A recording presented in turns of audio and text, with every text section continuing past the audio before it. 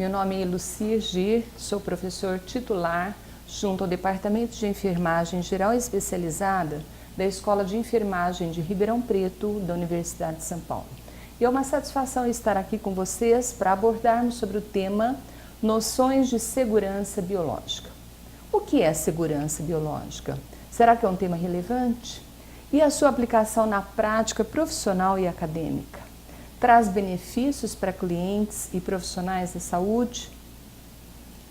Vamos abordar essa aula nos tópicos principais de transmissão de micro-organismos e medidas que evitam a transmissão desses patógenos. Quando falamos em segurança biológica, nós estamos pensando também em riscos biológicos. E no ambiente de trabalho, no ambiente profissional, no ambiente acadêmico, ao falarmos em riscos, nós nos deparamos com diversos tipos de risco. Riscos físicos, químicos, ergonômicos, psicossociais. Mas hoje é o risco biológico que vamos enfatizar. De acordo com a portaria do Ministério do Trabalho, NR 32, risco biológico é a probabilidade da exposição ocupacional a agentes biológicos. E os agentes biológicos, nós temos diversos, entre os quais citamos bactérias, vírus, fungos, protozoários.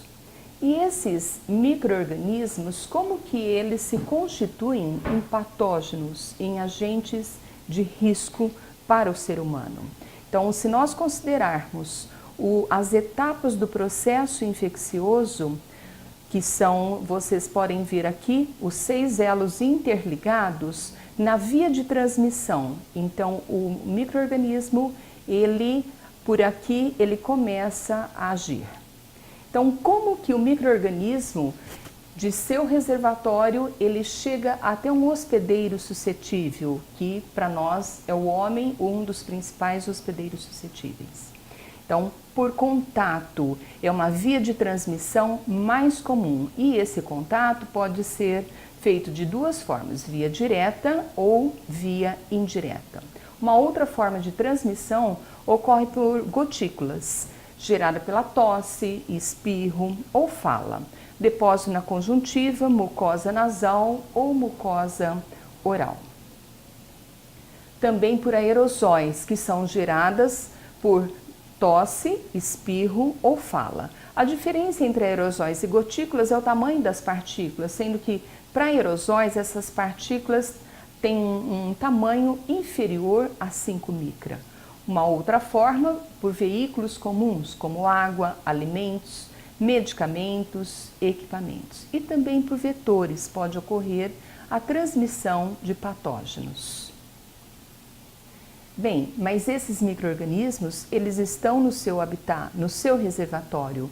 Como eles manifestam, como eles causam danos ao ser humano? Primeiro é necessário que ele consiga atingir um hospedeiro suscetível. Então, desta forma, agente, hospedeiro e ambiente, numa perfeita interação entre parasito e hospedeiro, vai resultar em infecção ou em doença. Como prevenir, como evitar, então, a transmissão desses micro-organismos, visto que pode resultar em infecção, em doença para o ser humano? Observando a cadeia epidemiológica, que é constituída pelo agente infeccioso, a fonte ou reservatório, as portas de saída, as formas de transmissão, as portas de entrada e esse indivíduo suscetível, nós precisamos observar onde e como podemos interceptar esses elos, quebrar a cadeia epidemiológica, interromper o processo infeccioso. Quando falamos em segurança biológica, Teixeira e Vale conceituam biossegurança como o conjunto de ações voltadas para a prevenção, minimização ou eliminação de riscos inerentes às atividades de pesquisa, produção, ensino, desenvolvimento tecnológico e prestação de serviços, riscos que podem comprometer a saúde do homem, dos animais, do meio ambiente ou a qualidade dos trabalhos desenvolvidos. Portanto, que ações são essas que visam a minimização ou a eliminação dos riscos? Uma das atividades bastante importantes são as precauções padrão. Precauções padrão são medidas aplicadas a qualquer paciente, independente do seu diagnóstico ou estado de infecção, e tem a finalidade de diminuir o risco de transmissão de micro-organismos no hospital ou em qualquer ambiente de assistência e saúde. Essas medidas consistem em higienização das mãos, uso de luvas, uso de máscara, protetor facial, uso de aventais, cuidados com materiais pérfuro-cortantes e uma postura profissional adequada. É válido ressaltar que o uso dos equipamentos de proteção individual ele deve ser correto e deve ser utilizado no momento que há necessidade. Então, as precauções padrão compõem o descarte de materiais pérfuro-cortantes, a higienização das mãos, como medidas que são muito relevantes. O uso de luvas, quando deve ser feito? Contato com sangue, quando houver contato com fluidos corporais, dejetos, trabalhos com micro-organismos. Não devemos usar luvas fora do local de trabalho para abrir portas, para atender o telefone. E nunca reutilizar luvas. Elas devem ser descartadas de forma segura. É importante também destacar que luvas não substituem a higienização das mãos. Vou mostrar aqui um exemplo para vocês, de uso indevido de luvas. Então, a pessoa está com mãos enluvadas, não é por isso que ela vai pegar na maçaneta da porta ou vai proceder a um registro, uma anotação com a luva ou atender ao telefone. Porque dessa forma, a mão desse profissional estava contaminada e, portanto, vai contaminar todos os objetos com os quais ele tiver contato. O óculos de proteção também constitui medida importante, um equipamento de proteção importante e deve ser utilizado quando houver a possibilidade de respingo nos olhos e mucosas com material biológico.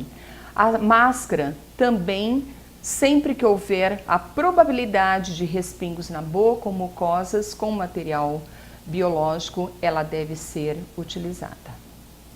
O uso do avental, ele deve ser sempre utilizado quando houver possibilidade de respingos de sangue ou quaisquer outros fluidos corporais.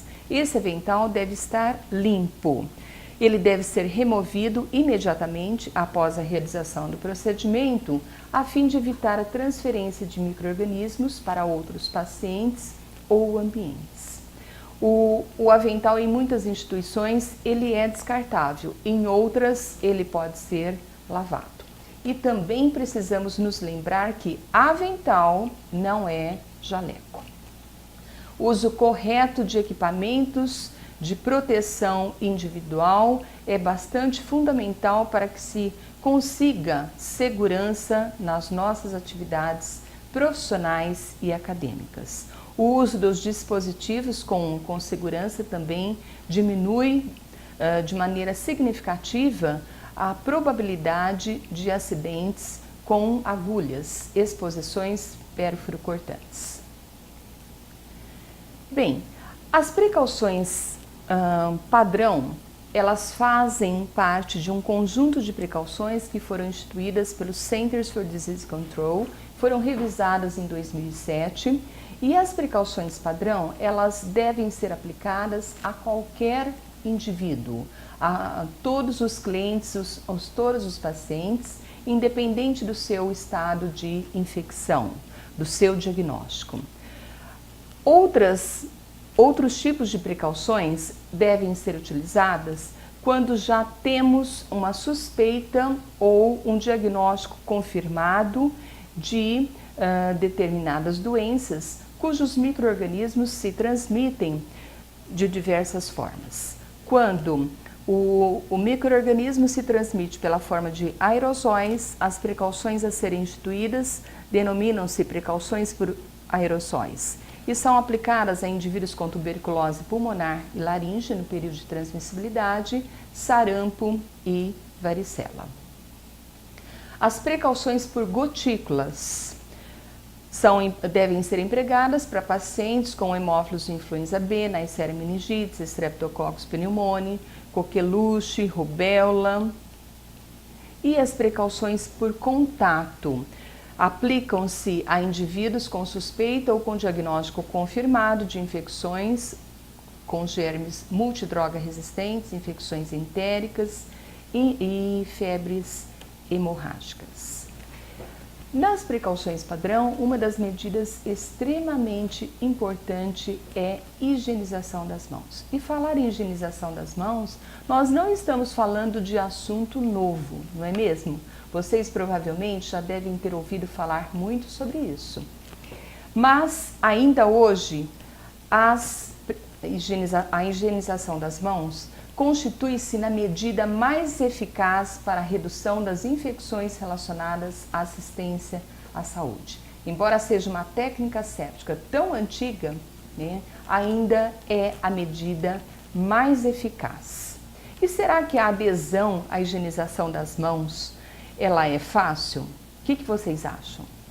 Eis aí um problema, porque a adesão às precauções padrão, a adesão à higienização das mãos pelos profissionais da saúde não atinge o índice que deveria ser obtido. Fica aquém do desejado. Higienizar as mãos tem técnica, não pode ser feita de qualquer maneira. A técnica é para assegurar a sua eficácia.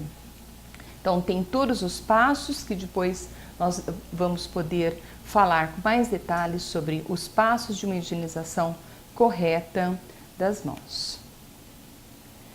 Mas os 5 momentos para a higienização das mãos que é preconizado pela Anvisa: antes de contato com o paciente, antes da realização de procedimento asséptico, após o risco de exposição a fluidos corporais, após o contato com o paciente, após contato com as áreas próximas ao paciente.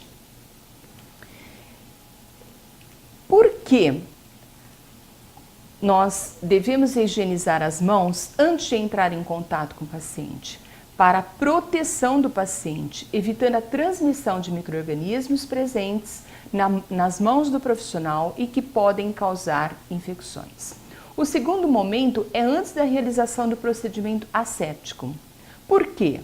Para a proteção do paciente, evitando a transmissão de micro-organismos das mãos do profissional para o paciente, incluindo os micro-organismos próprios do paciente.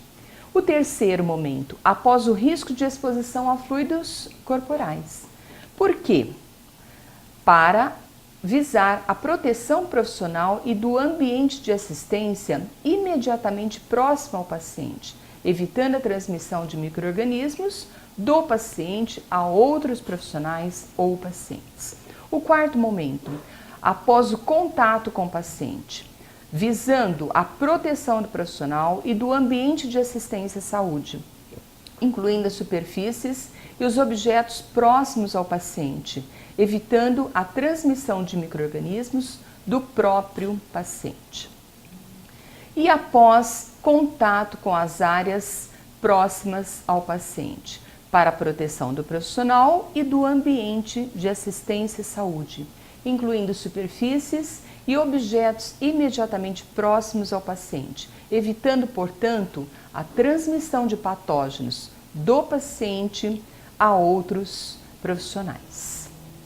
A higienização das mãos, quando não for feita com água e sabão, ela pode, uma outra opção também é com álcool gel.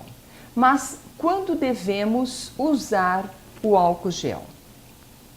Antes e após verificar os controles, antes e após examinar o paciente, após administrar medicamentos, antes e após a realização de procedimentos invasivos. Não devemos utilizar álcool gel após contato com sangue ou secreções, quando as mãos apresentam sujidade visível, após utilizar o banheiro, antes de se alimentar.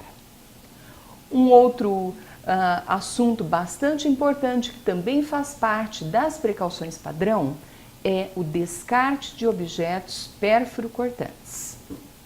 Esses objetos, esses materiais, após serem utilizados, eles devem ser descartados adequadamente em recipientes próprios com paredes rígidas e também que estejam alocados num ambiente adequado. Isso visando a segurança dos profissionais, das pessoas que ficam próximo desse descartador. Então, aqui nós temos uma foto, né, de um profissional descartando uma seringa acoplada com agulha. Então, isso está correto. A agulha não deve ser desconectada da seringa para ser descartada.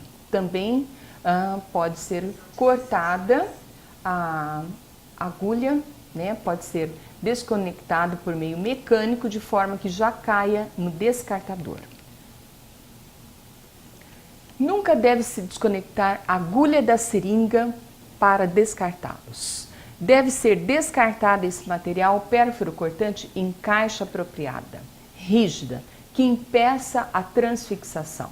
E o descartador deve estar sempre em número suficiente, em local disponível, de fácil acesso e ser trocado quando estiver com 3/4 do seu conteúdo ocupado, evitando esta situação aqui que pode implicar em riscos para algum outro profissional que for manipular. O descarte de material pérfuro-cortante apresenta diversos estudos, né? Diversos pesquisadores estudam esse tema e evidenciam que o descarte inadequado constitui a principal causa de ocorrência dos acidentes ocupacionais com material biológico. Vejam, é no momento da tentativa do reencape que pode ocorrer a perfuração. Então, eis a recomendação: não reencapar agulha após ser utilizada. E quando ocorre a perfuração? Esse acidente, essa exposição oferece algum risco para o profissional da saúde, para vocês, acadêmicos, estudantes da saúde, da área de saúde? Sim, nós estamos em risco de nos infectar por patógenos. E 3 importantes vírus que podem ser contraídos por via sanguínea são o vírus da imunodeficiência humana, o vírus da hepatite B e o vírus da hepatite C. Existe esse estudo bastante clássico que foi desenvolvido por Carl Bell em 1997 e que, por meio de uma exposição percutânea, o indivíduo saudável, ele pode ter a probabilidade, apresentar a probabilidade de 0,2 a 0,5% de se infectar pelo vírus da imunodeficiência humana. Ou seja, de cada 1000 exposições, 2 a 5 podem resultar em infecção. Em relação ao vírus da hepatite B, qual que é a probabilidade de, por meio de uma exposição percutânea, aquela pessoa adquirir o vírus? É de 2 a 40%. Ou seja, em cada 100 exposições, 2 a 40 pode resultar em infecção. E a respeito do vírus da hepatite C, é de 3 a 10%, ou seja, de cada 100 exposições, 3 podem ter como desfecho a infecção.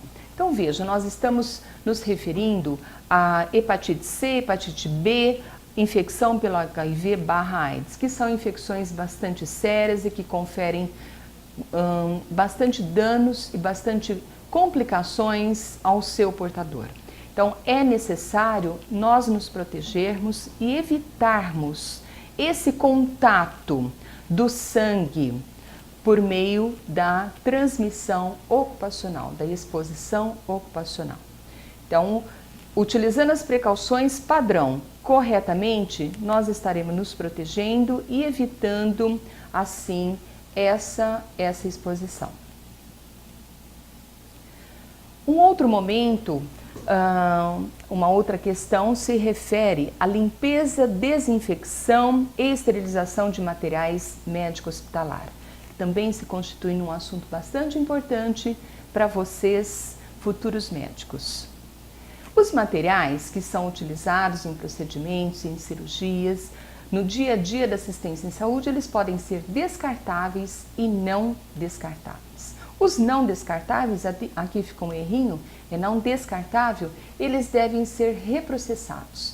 Então, mesmo que o profissional não efetue o processamento, ele deve saber, ele deve conhecer o que compõe o processamento de artigos não descartáveis. Então, é a limpeza, desinfecção, é o preparo, é a esterilização, o armazenamento, a distribuição. Os materiais, eles apresentam riscos e, de acordo com o risco, eles são classificados em artigos críticos, semicríticos e não críticos. Os críticos que requerem limpeza e esterilização, semicríticos, limpeza e desinfecção, e os não críticos, apenas a limpeza. Também é importante que se saiba sobre a contaminação e o reuso de equipamentos. Que equipamentos que podem ser reutilizados? Então, há diretrizes sobre esse reprocessamento, diretrizes que ditam as normas sobre protocolos de reprocessamento de produtos médicos, para que se faça isso com bastante cautela e com bastante competência. Bem, mas quando falamos em segurança biológica versus risco biológico, esse assunto requer educação permanente, ou seja, sempre devemos estudar, sempre devemos nos atualizar sobre essas questões. A adesão às precauções e às recomendações técnicas, elas são necessárias. Vacinação contra hepatite B, contra tétano, porque dessa forma esse hospedeiro ele não vai estar suscetível a determinados agentes. Portanto, falar em segurança biológica requer conhecimento. Falar em segurança biológica requer consciência crítica. Falar em segurança biológica requer compromisso ético, pois a segurança biológica ela está diretamente proporcional ao risco biológico. E o risco biológico tanto é oferecido pelo paciente ao profissional, como vice-versa. O profissional também pode expor o paciente, o cliente, ao risco. As precauções padrão, elas devem ser aplicadas a todos os pacientes, independente do seu diagnóstico. Desta forma, o uso correto, a adesão correta às precauções padrão, que incluem todas essas medidas que já citamos, higienização das mãos, uso correto e adequado dos equipamentos de proteção individual, elas se constituem em medidas eficazes. Portanto, a prevenção é a melhor solução. Vamos aderir a essa cultura da biossegurança porque vale a pena para nós profissionais de saúde, para o nosso cliente, para o nosso paciente. Dessa forma, a qualidade da nossa assistência ela é bastante diferenciada. Algumas referências que são bastante importantes e que vocês poderão consultá-las. Também deixo aqui o meu e-mail para que possamos entrar em contato caso seja necessário. Gostaria de agradecer essa oportunidade de apresentar esse tema de noções de segurança e risco biológico. Muito obrigada.